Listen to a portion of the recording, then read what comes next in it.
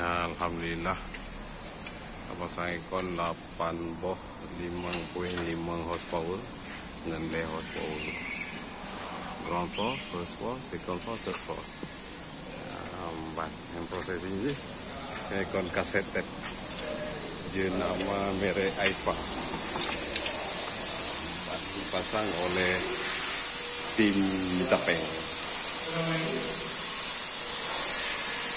Kami kita lihat ini.